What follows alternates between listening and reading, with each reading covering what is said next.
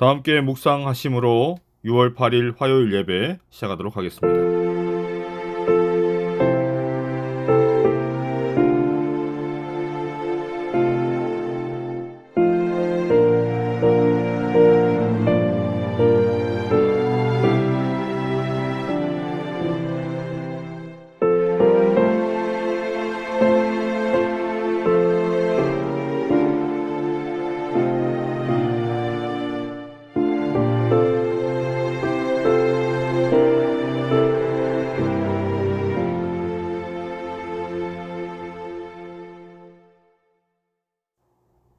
시작하는 찬미 380장 주께서 나와 함께하네 참여하시겠습니다. 주께서 나와 함께하네. 넘어질 때와 두려울 때 날 도와주며 위로하네. 꼭 필요할 때에 주 함께 하시네. 꼭 필요할 때에 예수님 나를 지키시네. 꼭 필요할 때에 주께서 나와 함께하네. 이제인 결코 버리지 않고 새로운 기쁨 안겨주네. 꼭 필요할 때에 주 함께 하시네. 꼭 필요할 때에 예수님 나를 지키시네. 꼭 필요할 때에 주께서 나와 함께하네. 내 짐을 종일 대신 지고 내 모든 슬픔 거두시네. 꼭 필요할 때에 주 함께 하시네. 꼭 필요할 때에 예수님 나를 지키시네. 꼭 필요할 때에 주께서 나와 함께하네. 내 기도 응답해 주시고 시족지 않게 돌보시네. 꼭 필요할 때에 주 함께 하시네. 꼭 필요할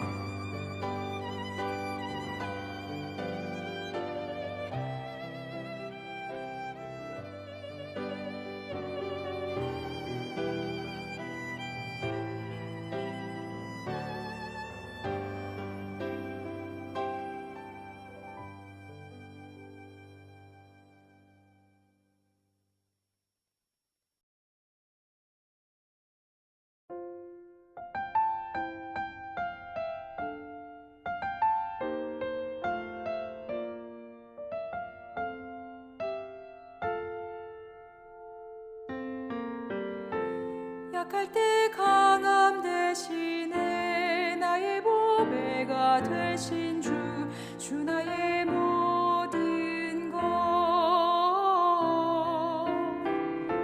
주 안에 있는 보물을 나는 포기할 수 없네. 주 나의 모든 것. 예수 어린 양 존귀한 이름. 예수 어린 양 존귀한 이름. 십자가 죄 사하셨네. 주님의 이름 찬양해. 주 나의 모든 것. 쓰러진 나를 세우고 나의 빈잔을 채우네. 주 나의 모든 것. 예수 어린 양 존귀한 이름. 예수 어린 양 존귀한 이름.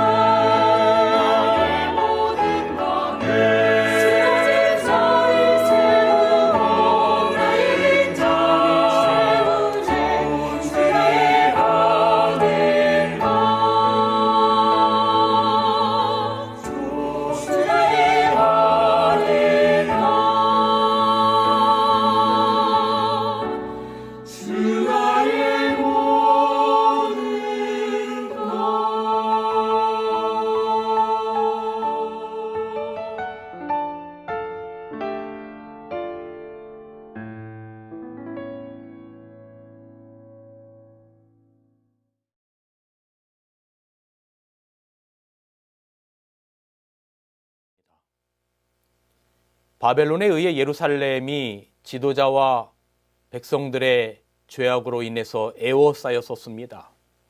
그 애워싸였던이라는 말 속에는 수많은 죽음과 고난의 생채기들이 들어있었던 것입니다. 가족들이 유린당하고 성이 회파되었습니다. 그때 다니엘과 세 친구들도 바벨론의 포로로 잡혀가고 하나님의 거룩한 성전의 기구들도 일부 약탈되어 바벨론 신의 보고에 갇혔습니다. 하나님의 언약궤는 몇 남아있던 의인들에 의해 이스라엘 어느 동굴에 감추어졌습니다.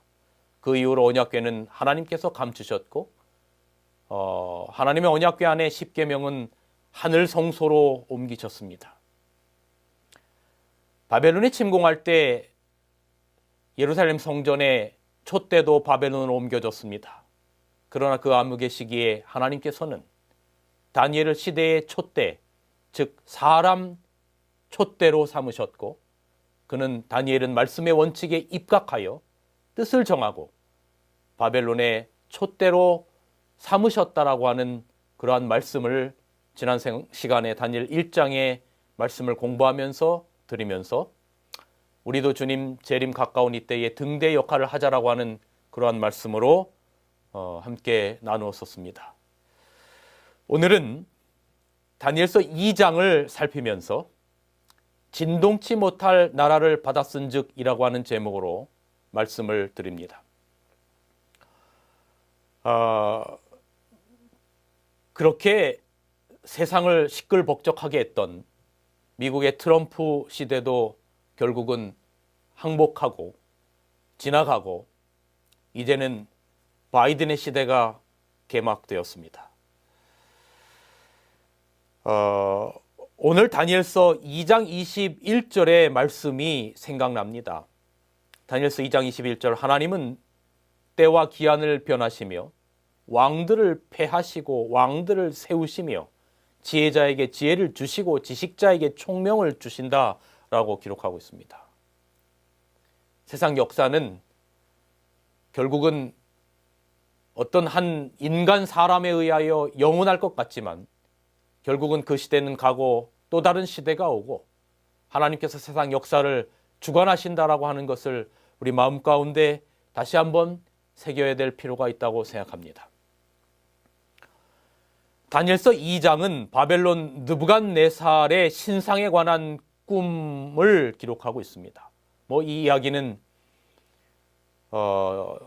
저희 재림교회에 몸을 담으신 분이라면 다니엘 2장의 그 신상에 관한 꿈은 너무나 잘 아는 이야기입니다. 간단하게만 언급을 좀 드리지요. 느부갓네살이 어느 날 자다가 신상에 관한 꿈을 통하여 그 꿈의 내용을 하나님께서 다니엘을 통하여 보여주심으로 세상 역사를 한눈에 볼 수 있도록 그렇게 보여주십니다. 왕이 자기가 세운 나라가 앞으로 어떻게 영원히 갈 것인가에 관련된 생각을 하다가 밤잠을 이루지 못하고 번민합니다. 얼마나 걱정스럽겠습니까? 왕의 자리라고 하는 것이 그렇게 힘들고 고통스러운 자리 아니겠습니까? 걱정스러워서 잠을 잘 수가 없어요. 느부갓네살 왕이 아시리아를 멸망시키고 바벨론 제국을 건설했습니다. 역사적으로 보면 갈그미스 전투에서 이집트에게 승리한 후에 세계의 패권을 바벨론의 느부갓네살이 넣었습니다. 지배하는 바로 그 나라에서 젊은이들을 다 데려옵니다. 그래서 우리가 지난 시간에 공부했던 것처럼 예루살렘에서는 이스라엘에서는 다니엘과 다니엘의 세 친구들 또 많은 사람들을 데리고 갔죠. 그리고 그 젊은이들을 데리고 가서 그들에게 바벨론 교육을 시키고 가르치고 영원한 바벨론 제국의 번영을 느부갓네살은 꿈꿨습니다. 그런데 그가 불안합니다. 꿈자리가 사나워서 밥을 먹을 수도 없고 잠을 이룰 수도 없습니다.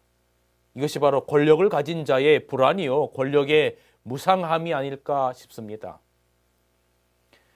그런 번민의 시간 가운데 하나님께서 느부갓네살에게 하나님의 특별한 섭리가 담긴 꿈을 꾸게 합니다. 느부갓네살이 왕 위에 오른 지 2년이 되었을 때에 어느 날 그가 꿈을 꾸는데 아침에 일어나니까 그 꿈이 하나도 기억이 나지 않는 겁니다. 그래서 그 나라의 점장이 술사 박수들을 다 불러 모아놓고 내가 어젯밤에 자다가 어떤 꿈을 꿨는데 그 꿈이 뭔지 기억이 나지 않으니 그 꿈을 알게 하고 그 꿈의 해석까지도 알게 하라라고 하는 명령이 떨어집니다. 그러나 하나님께서 숨기운 그 꿈을 그들이 알 리가 전무한 것입니다. 그때 하나님께서 제가 지난 시간에 말씀드린 것처럼 다니엘이 바로 바벨론의 사람 촛대의 역할을 해야 됐기 때문에 하나님께서 다니엘을 높이 세우는 역사를 이루십니다.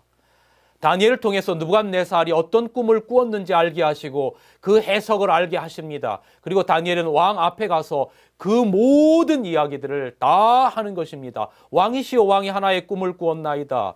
그런데 하나의 커다란 신상을 보았는데 그 신상의 머리는 금이요, 가슴과 팔은 은이요, 배와 넓적다리는 노시요, 다리는 철이요, 발가락은 진흙과 철로 연결이 되어 있는데 사람의 손으로 하지 아니한 뜨인 돌 하나가 신상의 발을 부서뜨리니까 여름 타작마당에 겨와 같이 되었나이다라고 말하는 거예요. 얼마나 깜짝 놀랐겠어요.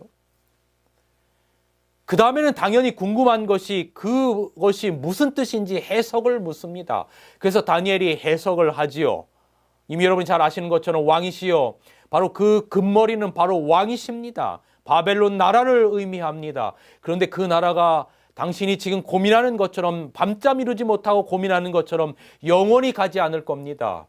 그 다음에 왕만 못한 은나라가 일어날 텐데 메대와 바사라고 하는 나라가 일어날 것입니다. 그리고 그 다음에는 동나라가 일어나게 될 것입니다. 바로 그 나라는 역사적으로 보면 그리스라고 하는 나라죠. 그 다음에 일어날 나라는 철나라가 일어나게 되는데 바로 로마라고 하는 나라가 일어나게 되는 겁니다.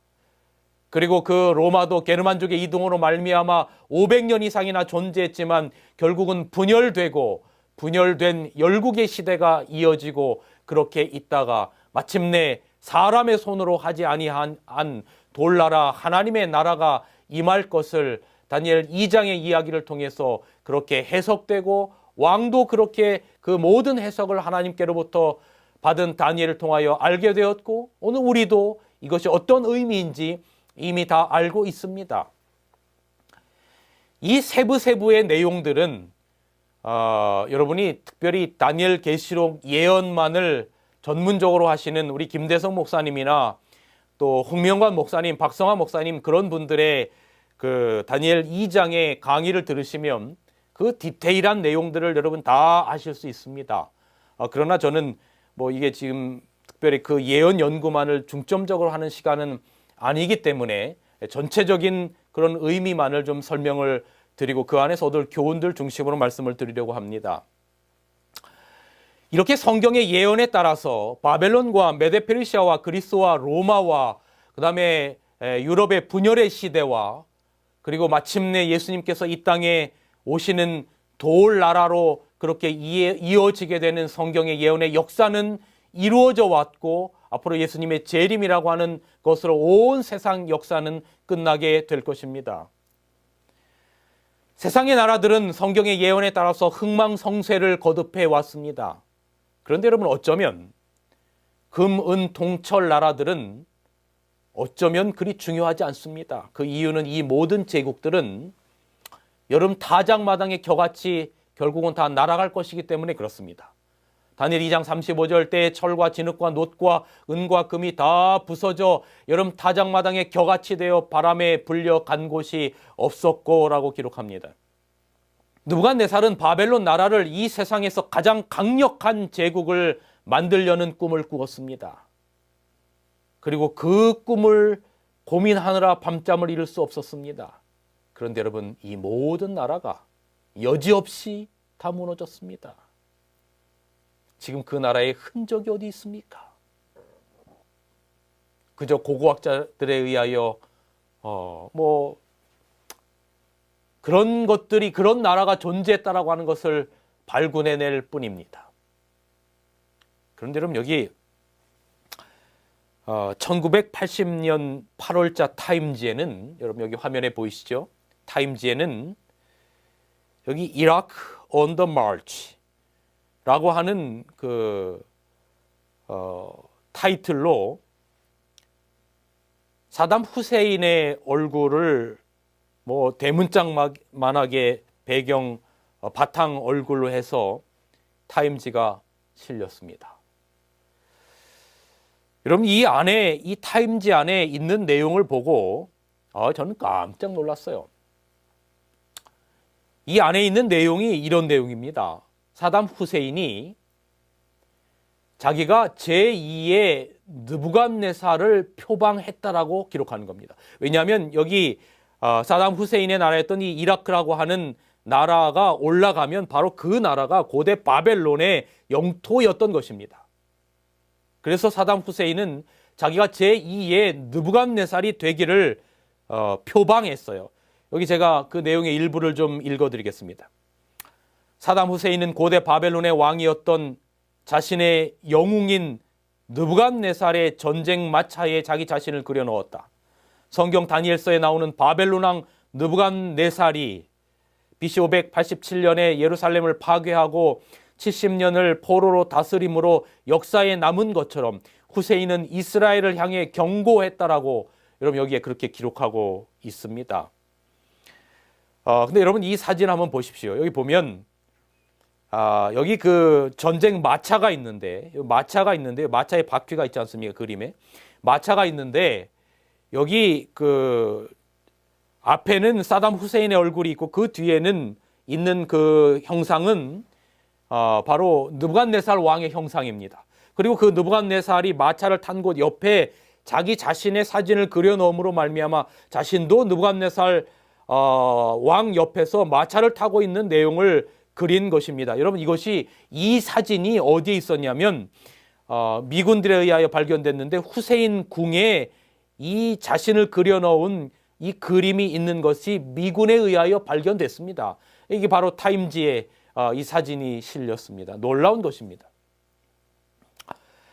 그런데 이 안에 여기 또 한 책이 있는데 또 라이즈 오브 바빌론이라고 하는 이 책이 있습니다. 여러분 사진에 보이는 것처럼, 여러분 화면에 보이는 것처럼. 근데 이 느부갓네살이 제2의 사담 후세인이 제2의 느부갓네살을 표방했는데 어느 정도까지 표방을 했다라고 여기 기록하냐면 이 정도까지 여러분 표방했다라고 기록합니다. 여기 보십시오.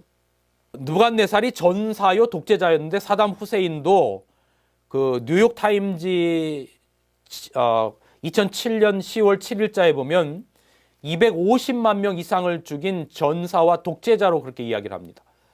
그리고 느부갓네살이 그의 왕궁이 600개의 방이 있는 궁궐이었다라고 그렇게 기록하는데 사담 후세인도 그의 왕궁에 600개의 방을 만들어 넣은 것입니다. 그렇게 닮으려고 노력했던 거죠. 그리고 고고학자들에 의하면 느부갓네살이 자기 이름을 새긴 벽돌이 있었는데 사담 후세인도 약 6천만 장의 자기 이름을 새긴 벽돌을 새겼다라고 바로 또 라이즈 오브 바빌론 이 책에는 그렇게 기록하고 있습니다. 그다음에 느부갓네살의 바벨론 그 궁중정원이 세계 7대 불가사인 것처럼 사담 후세인은 이라크의 수도였던 바그다드를 화려한 중동의 도시로 만들려고 했고요. 자신을 또 느부갓네살의 후계자로 지칭했고요. 느부갓네살이 예루살렘을 그렇게 공격했던 것처럼 사담 후세인도 1997년 1월 17일 예루살렘을 공격했습니다. 느부갓네살이 이스라엘과 주변국을 정복시킨 당대의 최고의 왕이었던 것처럼 사담 후세인도 그렇게 이스라엘과 주변을 정복하고 고대 바벨론의 영광을 재현하려고 했던 왕이었다라고 그렇게 기록하고 있습니다. 그런데 여러분 이렇게 사담 후세인이 제2의 느부갓네살처럼 닮기 위해서 그렇게 했지만 여러분 여기 선지자 왕에는 이렇게 기록하고 있습니다. 오늘날 국가들은 과거 역사의 교훈에 유의해야 한다. 하늘의 위대한 하나님은 변화무쌍한 국제적 외교 무대를 초월하여 보좌에 앉아 묵묵히 또 인내성 있게 그의 목적을 달성하기 위하여 일하고 계신다. 그래서 여러분 성경은 요한일서 2장 15절에 이 세상이나 세상에 있는 것들을 사랑치 말라고 말씀하시는 겁니다. 여러분 왜 세상을 혹은 세상에 있는 것들을 사랑치 말라고 말씀하고 계십니까? 전부 다 가버리니까. 다 가는 겁니다. 다 여름 타작마당의 겨처럼 사라지는 것입니다. 느부갓네살의 시대도 다 지났고 후세인이 그렇게 떵떵거렸지만 다 지났고 트럼프가 온 세상을 다 지배하는 것 같지만 그의 시대도 허무하게 다 끝났어요. 세상의 모든 것들은 하나님의 뜻에 의하여 움직입니다. 세상의 것들을 가지고 우리는 자칫 잘못하면 교만하고 오만하고 탐욕을 품고 그럴 세상이 아니라는 것입니다. 결국은 다 갑니다. 다 간 후에 이 모든 세상의 것들이 다 간 후에 영원히 변치 않을 나라가 있다는 것입니다. 이것이 성경의 분명한 보증이요 약속입니다. 그 나라는 바로 돌나라입니다. 다니엘 2장 44절 이 열왕의 때에 하늘에 하나님이 한 나라를 세우시리니 이것은 영원히 망하지도 아니할 것이요 그 국권이 다른 백성에게도 돌아가지 아니할 것이요 도리어 이 모든 나라를 쳐서 멸하고 영원히 설 것이라. 아멘. 여러분, 돌나라, 그 나라는 여름 다장마당에 겨처럼 흥망성쇠를 거듭해왔던 금은동철의 나라들과는 다릅니다. 힘과 거래에 의하여 세워지고 사라졌던 나라들과는 다른 나라들입니다. 다른 나라입니다. 바로 그 돌나라는 은혜의 왕국입니다. 힘과 거래에 의해서 세워진 금은동철의 그런 왕국이 아니라 하나님의 아들의 피로 인하여 세워진 은혜의 왕국이며 사랑의 나라입니다. 그 나라는 바로 진동치 못할 나라입니다. 여기 각시대 대쟁투 76페이지입니다. 그리스도께서 가까웠다고 선언하신 그 하나님의 나라는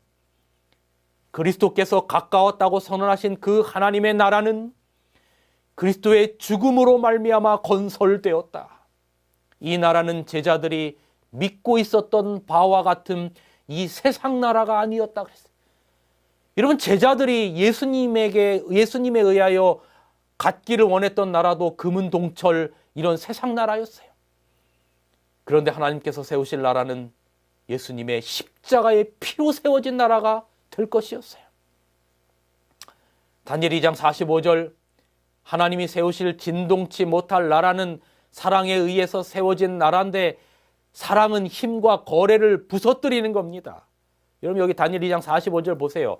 철과 놋과 진흙과 은과 금을 부서뜨린 것을 보신즉 바로 그 돌나라는 힘과 거래의 나라를 사랑의 나라로, 은혜의 나라로, 십자가의 나라로 무찌른다는 것을 보여주는 것입니다. 여러분, 사랑의 본질은 영원하지 않습니까?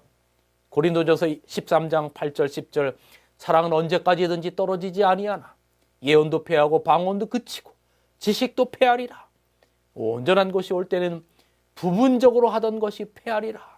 여러분, 하나님의 나라가 바로 사랑의 나라, 은혜의 나라는 온전한 거예요. 그래서 금은동철에 온전하지 못한 나라가 그 온전한 나라에 의해서 끝나는 것입니다. 어떤 물체이든 오뚜기처럼 무게중심이 아래에 있을 때 안정성이 보장됩니다. 그런데 인간의 역사를 표상한 오늘 본문의 신상은 어떻습니까? 네 종류의 금속의 비중을 살펴보면 금은 그 19.3%래요. 은은 10.5, 구리는 8.9, 철은 7.8. 다시 말해 머리서부터 점점점 다리로 내려갈수록 가볍게 되는 겁니까? 머리가 무거운 거예요. 그러니까 이게 오뚜기와는 역으로 된 겁니다. 결국은 머리가 무거우니까 무너질 수밖에 없는 거예요. 이 신상은 오래 버틸 수가 없어요. 이 말은 힘과 거래의 역사는 필경은 붕괴되고 무너진다는 사실입니다. 그러나 하나님이 세우실 사랑의 나라, 예수님의 십자가의 보혈로 찾으신 은혜의 왕국, 재림하실 때 회복하실 영광의 왕국은 그 근본이 사랑입니다. 사랑은 그 본질이 마음으로부터 반응하는 겁니다.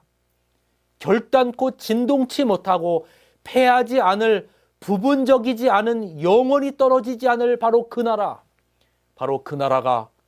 다가오고 있는 것입니다. 그런데 이 다니엘서 2장의 이 꿈이 그냥 별 의미 없는 꿈이 아니라 성경은 이 꿈이 참되고 확실하다라고 말하는 겁니다. 다니엘 2장 45절 왕이 사람의 손으로 하지 아니하고 산에서 뜨인 돌이, 사람의 손이 타지 않은 바로 그 뜨인 돌이 철과 놋과 진흙과 은과 금을 부서뜨린 것을 보신 것은 크신 하나님이 장래일을 왕께 알게 하신 것이라. 이 꿈이 참되고 이 해석이 확실하다라고 말하는 겁니다. 다시 말하면 세상 역사는 하나님의 뜻에 의해 흥망성쇠를 거듭하다가 마침내 이제 남은 예언은 사람의 손이 닿지 않고 떠낸 돌의 출현인 예수 그리스도의 재림과 하나님 나라의 수립인 것입니다. 여러분, 예수 그리스도의 재림은 신약 성경에 300번 이상이 기록되어 있어요. 놀라운 겁니다. 그 어떤 기록이 300번 이상이 기록될 수 있겠습니까? 예수님의 재림이 신약 성경에만 300번이나 기록된 것은 바로 거짓말을 하실 수 없으신 하나님의 철석 같은 약속이며 성경의 결론이기도 한 것입니다. 요한계시록 22장 20절 이것들을 증거하신 이가 가라사대 내가 진실로 속히 오리라 하시거늘 아멘 주 예수여 오시옵소서. 재림이 없다면 수천 년간 믿어온 하나님과 성경은 모두 거짓인 셈입니다. 있을 수가 없는 일입니다. 구약 성경의 모든 예언을 낱낱이 이루시고 2000년 전 분명히 초림하셨던 예수님께서 그 약속을 성취하셨던 것처럼 재림에 대한 신구약의 성경의 모든 예언이 남김없이 이루어지고 있으며 그분은 불어난 장래에 분명히 오실 것입니다. 여러분, 오늘날 날마다 100여 종의 동식물들이 멸절되고 그런 상황 가운데 파괴되고 있을 만큼 이미 지구는 회복이 불가능한 상태로 가고 있어요. 환경 파괴가 얼마나 심각합니까? 얼마나 오염이 심각합니까? 여러분, 불과 한 그렇게 오래 가지 않아도 10여 년 전, 20여 년 전만 해도 이렇게 이 숨을 쉬지 못할 만큼 미세먼지로 이렇게 고통당하지 않았어요. 바이러스, 코로나, 전염병, 사람뿐만 아니라 짐승의 전염병, 정말 대기의 파괴, 환경의 파괴, 바다의 파괴, 이런 모든 것들. 여러분, 지금 일본의 후쿠시마 원전 그 엄청난 오염수를 바다에다 일본이 방출하려고 하고 있어요. 정말 살 수 없는 지구가 되는 겁니다. 환경 파괴, 오염, 인구 급증, 자원의 고갈, 또 한쪽에서는 태풍이, 폭우가, 한쪽에서는 가뭄이, 지진이, 그 다음에 인간의 도덕적인 부도덕과 파멸적인 핵군비 경쟁, 영원한 진리의 말씀을 싫어하는 세상의 분위기, 이대로 방치하면 학자들의 말처럼 머지않아 인류는 자멸할 겁니다. 지금 영구 동토층이 다 녹고 있어요. 영구 동토층 그 얼음 밑에 있었던 그 가스들이 지금 지상으로 분출되고 있어요. 어떻게 살 수 있습니까? 도대체 앞으로 10년, 20년 후에 저희가 숨을 쉬면서 살 수 있겠습니까? 어쩌면 다 산소통 메고 살아야 될지 모르겠어요. 그러나 여러분, 인간이 자멸하기 전에, 세상이 파멸되기 전에 예수님께서 재림하실 겁니다. 죄의 결과인 죽음과 질병, 슬픔과 고통을 생명과 환희와 희망과 회복으로 바뀌기 위하여 내가 진실로 속히 오리라는 성경의 마지막 약속은 끝내 지켜질 것입니다. 그러나 이 영광스러운 그리스도의 재림, 세상의 종말은 각 사람의 선택에 따라서 영원한 희망일 수도 있고 최대의 비극일 수도 있습니다. 그것은 재림하실 하나님의 아들 예수 그리스도를 지금 내가 나의 구조로 어떻게 받아들이고 있으며 어떠한 삶을 살아야 할지에 대한 개인의 선택에 달려 있습니다. 여러분, 우리의 대답은 분명하지 않습니까? 사도행전 16장 30절 31절 내가 어떻게 하여야 구원을 얻으리까? 주 예수를 믿으라. 그리하면 너와 내 집이 구원을 얻으리라. 여러분, 예수님의 재림에 대해서 두 가지 속성이 있습니다. 첫째는 재림의 미래성이에요. 우리가 예수 그리스도를 영접하고 하나님의 자녀로 살아가고 있지만 주님은 아직 오시지 않으셨어요. 돌나라는 아직 오지 않았어요. 잠깐 후 예수님 영광 가운데 이 땅에 오실 때 우리는 그 재림을 맞이할 겁니다. 그런데 여러분, 바울은 재림의 확실성과 미래성을 이야기하면서 동시에 재림의 현재성을 이야기하고 있습니다. 사도 바울은 히브리서 12장 28절에 이렇게 기록합니다. 그러므로 우리가 진동치 못할 나라를 받았은즉 은혜를 받자라고 기록합니다. 진동치 못할 나라를 받을 것인즉의 미래형이 아니에요. 히브리서 12장 28절에 바울은 우리가 진동치 못할 나라를 받을 것인즉이라고 미래형으로 기록하지 않고 받았은즉이라고 기록하고 있습니다. 다시 말하면 받았기 때문에라고 기록하고 있어요. 여러분, 이것을 우리가 영어 성경으로 보면 이 시제가 더 분명합니다. 하나님 나라가 먼 미래의 일이 아니라 즉 우리의 현재의 삶 속에서 경험되고 실존되어질 수 있다라고 말하는 겁니다. 여기 영어 성경 NIV 성경에 보겠습니다. Therefore, 그러므로 since we are receiving a kingdom 그랬어요. 그러므로 우리가 왕국을 받았는데 어떤 왕국이냐면 that cannot be shaken, 움직이지 않을 진동치 못할 나라를 지금 우리가 받고 있은즉 있었기 때문에 라고 표현하는 겁니다. 현재 진행형으로 표현하고 있어요. 또 킹제임스 버전에 보면 여기 wherefore we receiving a kingdom which cannot be moved, 움직일 수 없는 왕국을 지금 받고 있는 현재 진행형으로 묘사하고 있습니다. 그렇다면 예수님의 나라 돌나라는 진동치 못할 나라예요. 여기서 말하는 흔들지 못한다, 진동치 못하는 나라라고 하는 것은 다니엘서 2장에 금은 동철에 흔들리고 깨질 나라가 아니라 사람의 손으로 하지 아니한 예수님의 나라 돌나라를 진동치 못할 나라로 표현하고 있는 것입니다. 이 나라는 세상 그 누구도 흔들지 못해요. 그래서 사람의 손으로 하지 아니하였다라고 표현하는 겁니다. 그렇다면 앞서 다니엘 2장의 금은동철 세상 나라는 진동하는 나라입니다. 여기 히브리서 12장 26절 27절 보세요. 그때는 그 소리가 땅을 진동하였거니와 이제는 약속하여 가라사대 내가 또 한 번 땅만 아니라 하늘도 진동하리라 하셨느니라. 이 또 한 번이라 하심은 진동치 아니하는 것을 영존케 하기 위하여 진동할 것들 곧 만든 것들에 변동될 것을 나타내심이라 그랬어요. 이런 무엇을 보십니까?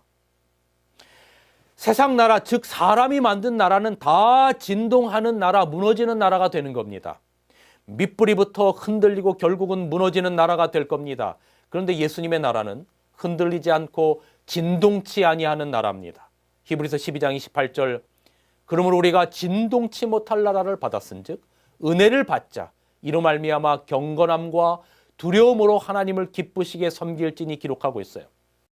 그러니 여러분, 예수님의 나라는 예수님께서 이 땅에 오실 때 우리가 받을 미래의 상황이기도 하지만 매일의 삶 속에서 우리가 은혜 가운데 살아가면 현재의 진동치 못할 나라를 현재 경험하며 살 수 있다라고 하는 것을 말하는 것입니다.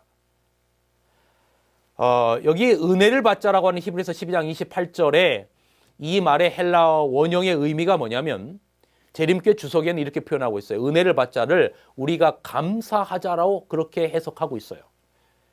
여러분, 앞에 금은동철의 나라는 감사함이 없어요. 그런데 하나님의 나라는 그것을 감사함으로 점점 커지며 받아들이는 나라입니다. 감사함이 점점 커지는 나라예요. 여러분, 여기 영감의 글은 이렇게 기록합니다. 영원한 세월이 흘러감에 따라 하나님과 그리스도에 대한 더욱 풍성하고 더욱 영광스러운 계시가 나타난다. 또한 지식이 발전되어 감에 따라 사랑과 존경과 행복도 증가될 것이다. 사람들이 하나님에 대하여 배우면 배울수록 그분의 품성에 대한 감사는 더욱 커질 것이다. 여러분, 감사가 점점 커지는 나라가 돌나라 하나님 나라입니다. 이것이 하나님 나라의 속성이에요. 여러분, 진동치 못할 나라가 미래 일만이 아닙니다. 그리스도를 지금 경험하고 살아가고 있는 자들은 우리가 이 세상을 살아갈 때 이 세상 가운데 현재를 경험하며 살아가는 겁니다. 우리의 마음 가운데 하나님 나라를 현재형으로 경험하며 살아가는 겁니다. 죄 많은 나를 구원하신 하나님의 은혜를 경험한 사람은 현실의 삶이 진동치 못하는 나라에 사는 겁니다. 그러니 매일 기쁨과 감사함으로 주님을 섬기는 삶을 살아가면 천국의 현재를 경험할 수 있는 겁니다. 데살로니가전서 5장 16절 18절 항상 기뻐하라, 쉬지 말고 기도하라, 범사에 감사하라. 이는 그리스도 예수 안에서 너희를 향하신 하나님의 뜻이니라. 그런데 여러분, 사실 우리의 삶 가운데 오르막을 걷고 있다면 감사하기가 쉬운데 내리막을 걷고 있기 때문에 감사는커녕 불만과 불평이 나올 때가 있습니다. 그렇지 않습니까?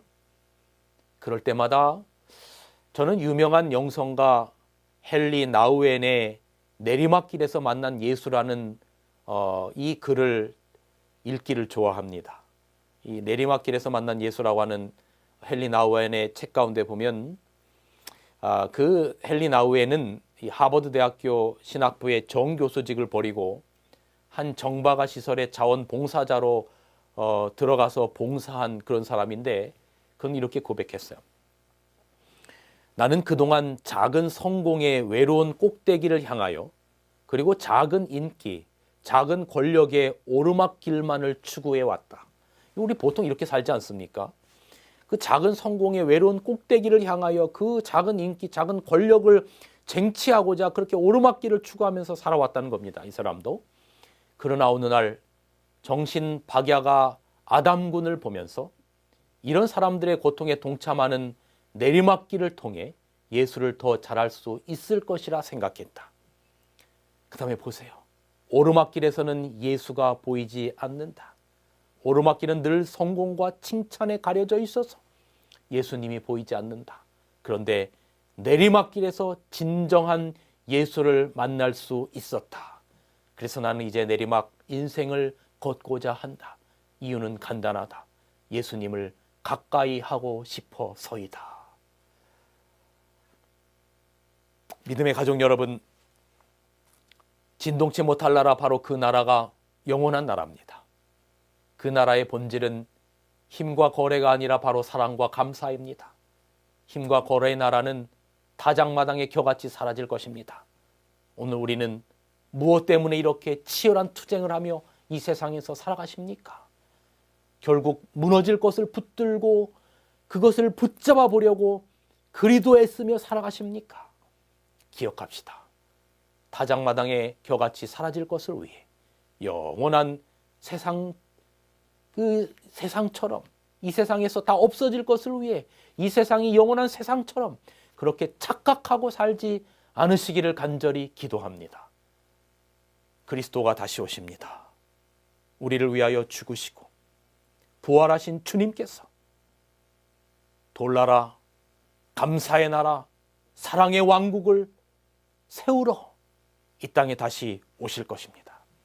죄와 슬픔과 죽음과 고통과 삶의 상체기를 영원히 끝내시려고 주님이 오실 것입니다. 평화의 왕, 사랑의 하나님 예수 그리스도께서 절망을 희망으로, 눈물을 환희로 바꾸시려고 볼지어다 구름을 타고 오시리라.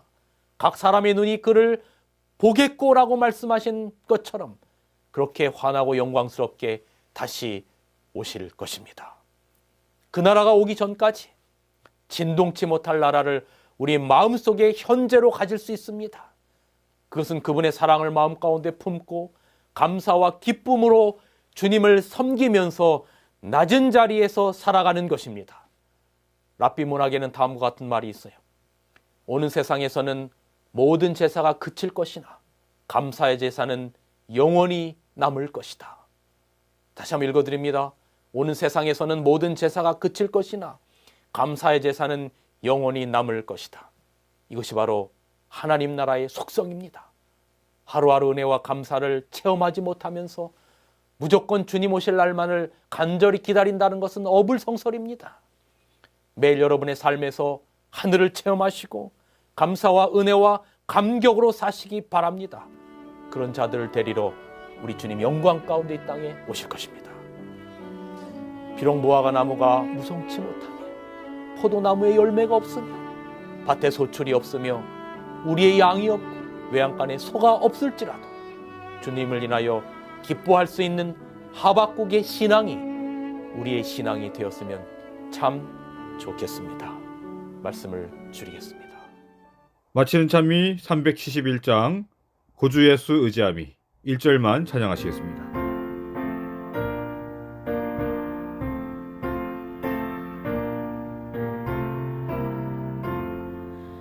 구주 예수 의지함이 심히 기쁜 일세 언약하심 받았으니 의심하주 없도다.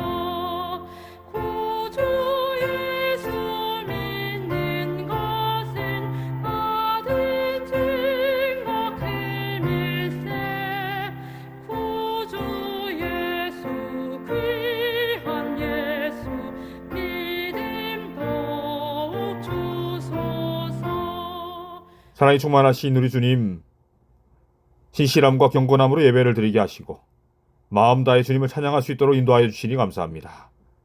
주님의 그 거룩한 나라를 받았은즉 그 크신 은혜로 말미암아 경건함과 두려움으로 하나님을 기쁘시게 섬길 수 있도록 마음 다해 섬길 수 있도록 주님 인도하여 주시옵소서.